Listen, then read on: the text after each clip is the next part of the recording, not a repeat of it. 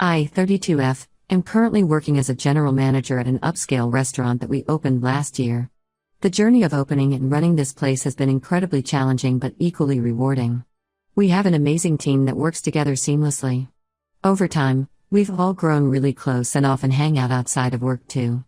This is important context for what I'm about to share. I met my boyfriend Nate through mutual friends at a party 2 years ago. He seemed perfect at first, caring, attentive, and supportive of my career. He understood the demanding hours of restaurant management and even encouraged me when I was stressed about opening the new place. Our relationship was great until about 6 months ago when things started getting weird with one of my staff members. Steve has been with us since day one as our lead bartender. He's 26, professional, and honestly one of our best employees. He keeps strict boundaries with everyone and is known for his work ethic. The first incident happened during a particularly busy week. I had to make a quick supply run to the store, and my staff started chatting about their favorite snacks. This kind of casual conversation is normal during our prep time. One server asked for Cheetos, another wanted pickles, and Steve mentioned he was craving Reese's Cups. Being in a good mood and wanting to boost team morale, I decided to get everyone their requested snacks. When I returned, Steve saw the Reese's Cups in my hand and jokingly dropped to one knee saying he would marry me for bringing his favorite candy. Everyone including me burst out laughing at his silly reaction. It was clearly a joke and we all went back to work right after. Later that day, Nate came to visit me at work like he usually does. He likes to bring me coffee or just say hi during his lunch break. One of my servers, thinking it was still funny, told him about the snack run and mentioned Steve's joke proposal.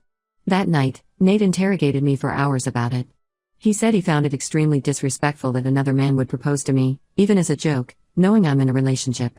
He said proposals are sacred and meaningful, and Steve was out of line. I tried explaining multiple times that it was just Steve being silly and meant absolutely nothing, but Nate wouldn't let it go. He kept asking if Steve had ever made similar jokes before, if he often tried to make me laugh, or if he gave me special attention at work. Since then, Nate has convinced himself that Steve has feelings for me despite there being zero evidence of that. He twists every normal workplace interaction into something suspicious. There was another incident where Steve's cousin visited the restaurant. When I approached their conversation, Steve immediately told me his cousin was interested in asking me out but he had already told him I was in a relationship. Instead of seeing this as Steve being respectful, Nate later claimed Steve was actually trying to gauge my interest for himself. The situations kept escalating. Last week, I had hurt my back trying to move some wine cases. Steve saw me struggling and offered to help carry them to my office. Nate happened to walk in right then and later accused me of being too close to Steve physically. He said I should have waited for him to visit me at work instead of letting another man help me. When I pointed out that Steve was the only person available at that moment and I needed the cases moved urgently, Nate said I was making excuses to spend time with Steve. Things have gotten so bad that Nate now gets upset if Steve even says hello to me or discusses work-related matters. During staff meetings, if I laugh at something funny Steve says, just like I laugh at everyone's jokes, Nate later questions me about it. If Steve comes to my office to discuss inventory or scheduling, Nate thinks he's making excuses to see me. He wants me to minimize all interaction with Steve outside of what's strictly required for work, but in a restaurant environment, that's nearly impossible. The tension is affecting my workplace now. Steve has noticed Nate's cold behavior towards him and feels uncomfortable. Other staff members have also picked up on the situation.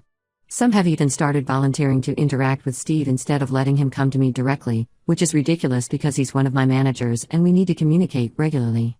What makes this even more frustrating is that Nate has absolutely no reason to be insecure.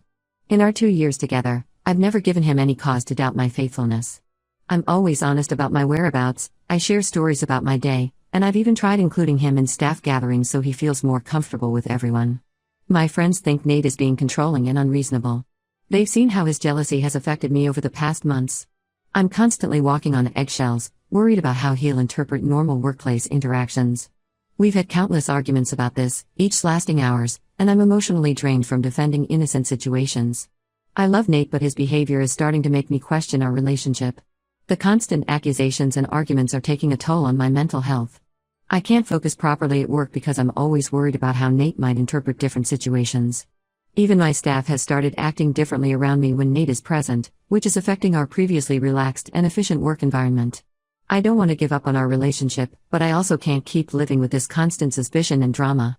How do I make him understand that his jealousy is baseless and damaging our relationship? Is there any way to fix this situation or am I fighting a losing battle? Update 1. It's been 3 weeks since my original post, and unfortunately, things have only gotten worse. Remember how I mentioned we have an amazing team at the restaurant? Well, there's someone else I need to tell you about, Mike, our beverage director. Mike and I have known each other for 10 years, since we worked together at another restaurant. He's married to Sarah, has 2 beautiful kids, and his whole family has been a big part of my life. Mike is the kind of person who lights up any room he enters. He's emotionally intelligent, great with people, and incredibly affectionate with everyone he considers close. He hugs instead of handshakes, gives his friends kisses on the cheek, and makes everyone feel valued.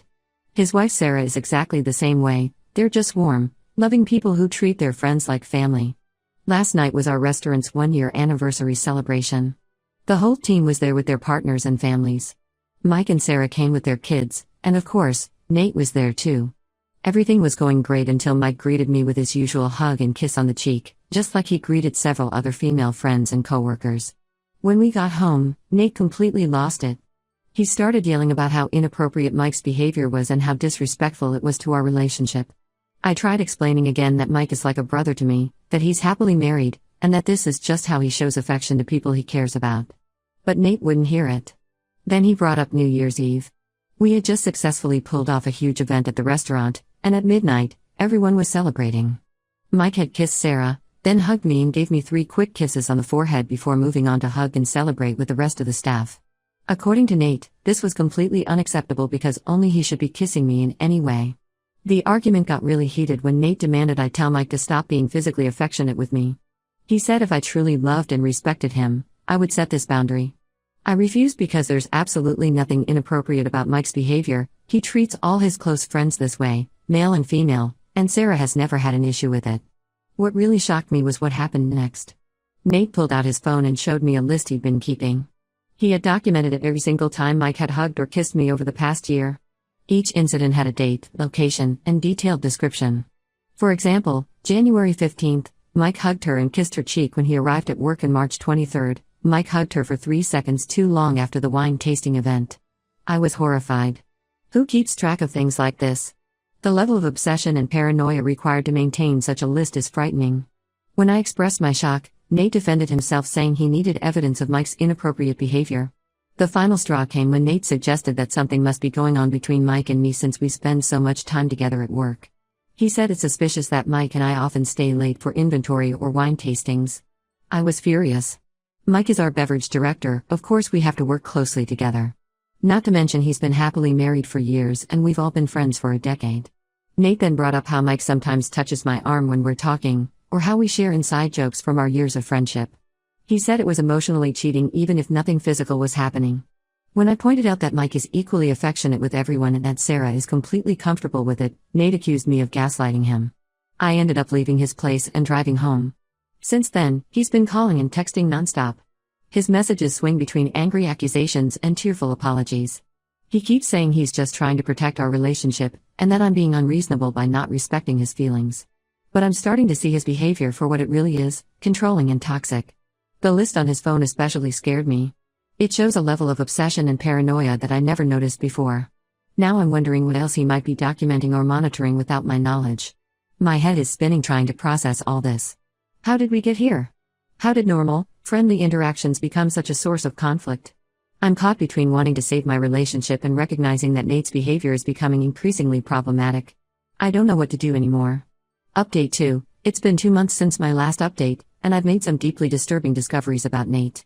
After our fight about Mike, I started paying more attention to patterns in Nate's behavior and began talking to friends about their experiences with him. What I learned has completely changed my perspective on our relationship. My friend Emma reached out to me last week with some concerning information. She revealed that about 3 months ago, Nate had messaged her on Facebook asking detailed questions about my past relationships and male friends.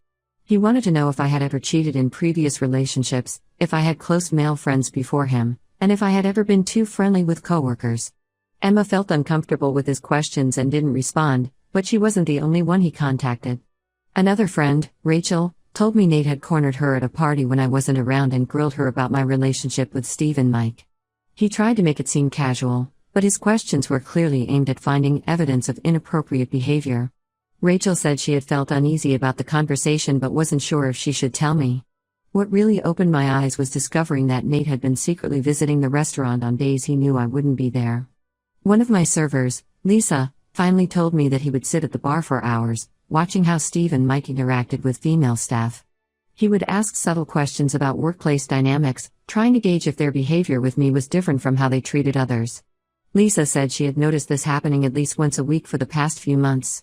The most shocking revelation came from Sarah, Mike's wife. She called me yesterday and told me something that made my blood run cold. Nate had reached out to her expressing concern about Mike and my relationship. He sent her a long message detailing all the times he had seen Mike hug or kiss me, suggesting that this behavior was inappropriate even among friends. He even mentioned specific dates and times, probably from that creepy list he keeps on his phone. Nate tried to plant seeds of doubt in Sarah's mind, implying that Mike and I spent an unusual amount of time together at work and that our friendship seemed suspiciously close. He asked her if she was really comfortable with her husband being so physically affectionate with another woman. Sarah, being the amazing person she is, saw right through his manipulation and told me immediately. She was worried about his attempt to create problems in both relationships. When I confronted Nate about all this, his response was chilling. Instead of apologizing or showing any remorse, he defended his actions, saying he was just trying to protect what's his. Those words made my skin crawl. I realized this man didn't see me as his partner, he saw me as his possession. Looking back now, I can see all the red flags I missed. How he slowly tried to isolate me from male friends by making me feel guilty about normal interactions. How he turned innocent situations into suspicious activities. How he made me doubt my own judgment about appropriate workplace behavior. How he tried to make me feel responsible for his insecurities. I've decided to end things with Nate. This isn't just about jealousy anymore, it's about control, manipulation, and a disturbing pattern of obsessive behavior. I deserve better than constantly defending normal friendships and workplace relationships. I shouldn't have to worry about my boyfriend secretly monitoring my interactions or trying to turn my friends against me. The hardest part is realizing how blind I was to all of this. I kept making excuses for his behavior, thinking if I just explained things better or set clearer boundaries, he would understand. But now I see that no amount of explanation would have fixed this because the problem wasn't with my behavior, it was with his need for control. I'm sharing this update partly because I need to process everything that's happened, but also as a warning to others. Sometimes controlling behavior creeps up so slowly that you don't notice it until you're already deeply entangled. I'm grateful to my friends for being brave enough to tell me the truth, and I'm ready to move forward without Nate in my life. Update 3. It's been 6 months since I broke up with Nate, and I wanted to share a final update about everything that happened after. The breakup wasn't easy at all. Nate showed his true colors in ways I never expected. At first, he tried the emotional manipulation route.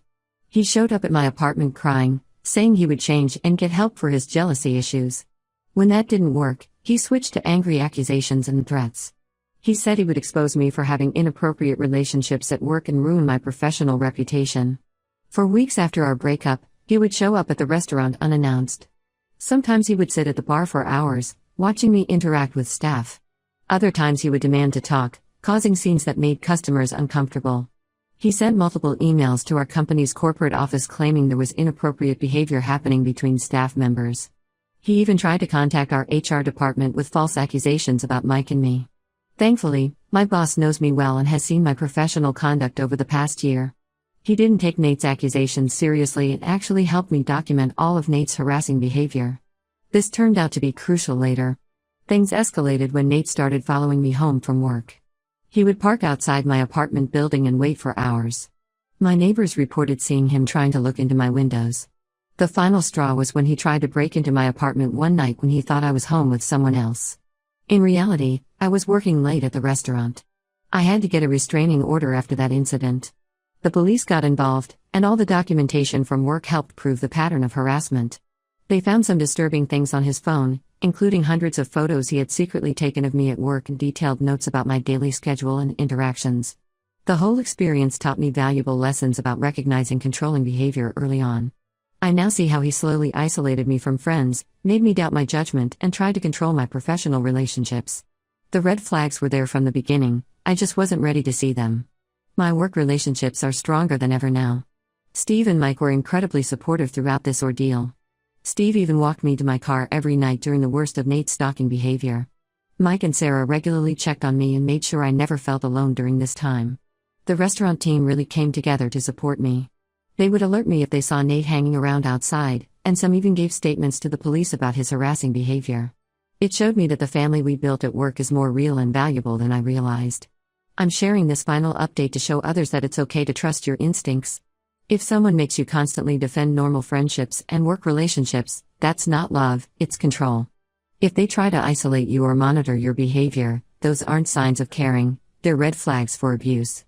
I'm in a much better place now, free from the constant suspicion and drama that consumed my life for so long. The restraining order is still in place, and Nate finally seems to have backed off. I'm focusing on my career and enjoying my workplace relationships without guilt or fear. Sometimes the best thing you can do is walk away, even when it's hard. I'm just glad I did it before things got even worse.